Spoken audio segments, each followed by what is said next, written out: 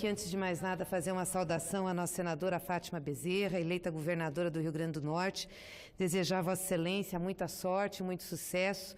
E é um orgulho para nós, do Partido dos Trabalhadores, ter a sua eleição como membro do partido que Vossa Excelência é e como única mulher governadora no Brasil. Para ver, senadora Fátima, como as mulheres ainda precisam caminhar muito na política. Então, parabéns e conte com a gente sempre aqui no Congresso Nacional. E o que me traz à tribuna hoje, senhor presidente, senhores senadores, é a saga do nosso presidente Luiz Inácio Lula da Silva. Eu achei, sinceramente, que não precisaria mais usar essa tribuna para denunciar as injustiças e os descalabros que fazem com Lula. Mas eis-me aqui novamente com este tema. E não vou descansar, senhor presidente, de denunciar isso enquanto Lula estiver sendo injustiçado e perseguido como está. Amanhã Lula vai ter um depoimento de um novo processo. Agora um processo do chamado Sítio de Atibaia. Lula não é acusado de ser dono do sítio, embora muitos digam que ele é. Não é acusado de ser dono do sítio e o próprio juiz Sérgio Moro diz que isso não tem importância.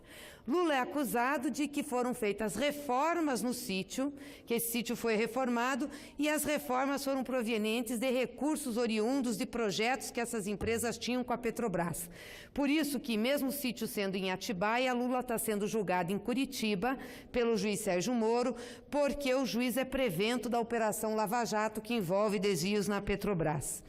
Pois bem, o sítio sim sofreu reformas, mas não foi a pedido de Lula. O sítio é um sítio de uma família que há mais de 16 anos é amiga do presidente Lula e que Lula sempre frequentou. E essas reformas foram solicitadas pelos amigos e pela própria dona Marisa para fazer uma surpresa ao presidente Lula. Não há nenhuma prova em todo o processo de que o dinheiro utilizado na reforma do sítio dos amigos do presidente Lula tenha sido proveniente de contratos com a Petrobras. Aliás, as testemunhas, que são de empresas que prestaram serviço à Petrobras, todas dizem, não tem nada a ver, não foi utilizado esse recurso e Lula não pediu essas reformas. Aliás, ele não sabia que elas iriam acontecer. Mas lá está Lula, como réu no processo e com a tese do juiz Sérgio Moro, com a tese do Ministério Público Federal, de que Lula deveria conhecer. Lula não sabia, as testemunhas dizem que não sabiam, disseram que era uma surpresa, mas Lula está lá responsabilizado por obras num sítio que não é dele, senhor presidente. Então não teve nenhum ato de Lula que colaborasse para uma prática dessa. Como que pode ser o crime de corrupção passiva colocado no processo? O direito penal brasileiro é claro, tem que ser objetivo, tem que ter prova, tem que ter ato da autoridade. Aliás, Lula não era mais presidente da República. 2010 foi o último ano seu, já estava saindo. Que ato ele praticou no final do ano? E se ele não sabia e não teve dinheiro, dito por todas as testemunhas, não teve dinheiro da Petrobras? Por isso que eu fiz questão, senhor presidente, de ocupar essa tribuna, porque amanhã o depoimento do presidente Lula é sobre esse processo. Um sítio que não é dele, de uma reforma que ele não pediu e não conhecia, de um dinheiro que não veio de nenhum contrato oriundo de Petrobras, mas que está sendo julgado por Sérgio Moro em Curitiba. E mais do que isso, Sérgio Moro, nomeado ministro da Justiça de Bolsonaro, mostrando, portanto, que tem posição política, porque Vossa Excelência, como eu, sabe que um cargo de ministro é um cargo político e não um cargo técnico. Se fosse técnico, seria feito por concurso público e não por indicação política. É um cargo político, portanto, ele tinha lado e nem bem terminou a eleição, ele aceitou o cargo, sendo que ele ajudou a esse senhor ganhar a eleição, deixando Lula preso, condenando Lula, não deixando Lula ser ministro da Dilma, pois esse Sérgio Moro, que devia, ao aceitar o cargo político de ministro da Justiça, tinha que ter se exonerado do cargo de juiz. É assim que manda a lei, mas ele não se exonerou, tirou férias. Por quê? Porque se ele se exonerasse, esse processo de Lula ia ser redistribuído para qualquer outro juiz. Ele não teria condições de dirigir o juiz que poderia ficar com o processo.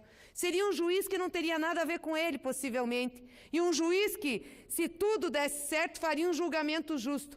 mas ele tirou férias para que a sua substituta,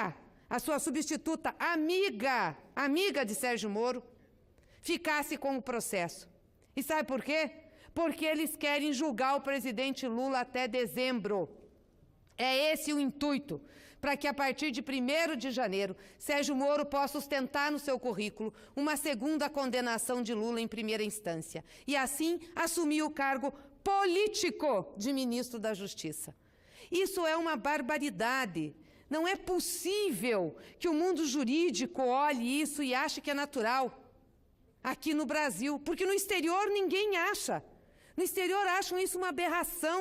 A nomeação de Sérgio Moro para ministro da Justiça causou espanto em vários círculos políticos e judiciais do exterior, inclusive de jornais insuspeitos de serem de esquerda, grandes jornais europeus, norte-americanos.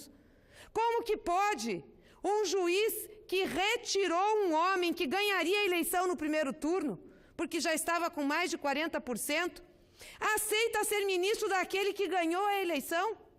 Aliás, uma eleição com muitas fraudes, com muitos problemas, a começar pela retirada de Lula.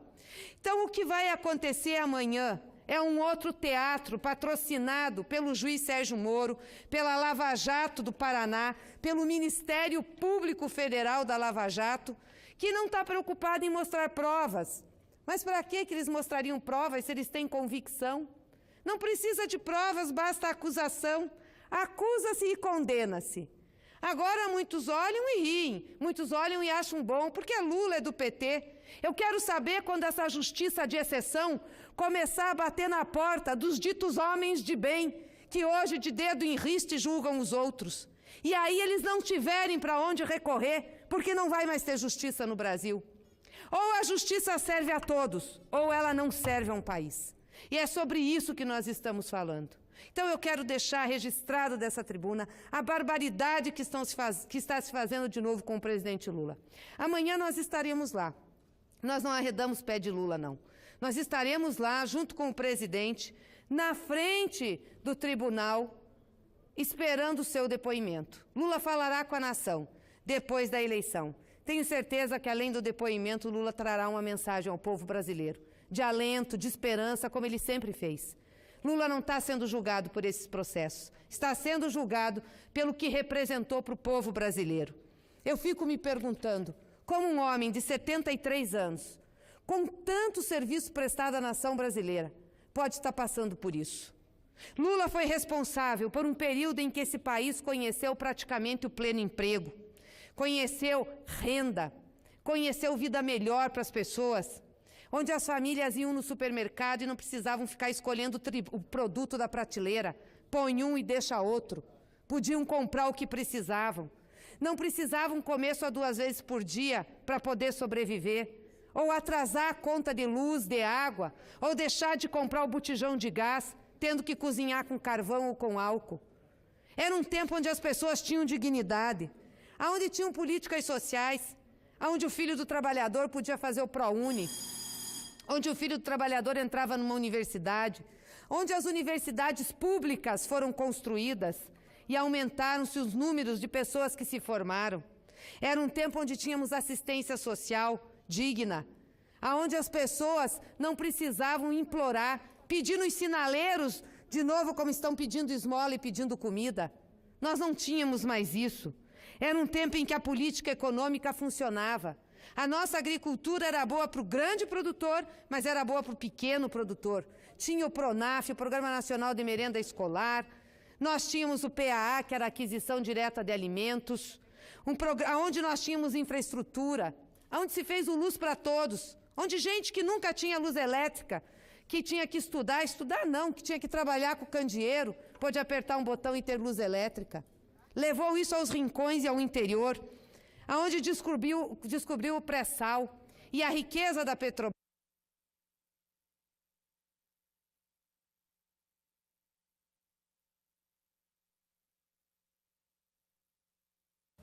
Não, eu quero...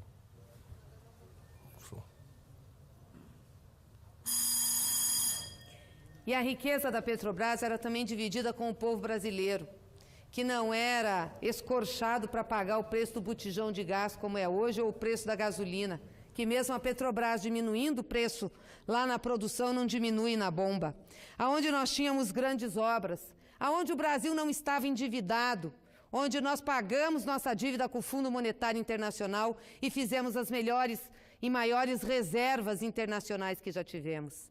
Essa é a época do Lula. Por que odeiam tanto Lula? Porque a elite desse país que o prendeu nunca conseguiu dar ao povo essa resposta. E por não conseguir dar ao povo essa resposta, tinha que tirar de circulação aquele que dava. Eu quero saber o que será desse país no futuro. Agora, antes disso, nós vamos lutar para tirar Lula daquele lugar. Lá não é lugar de Lula. O lugar de Lula é na rua com o povo brasileiro.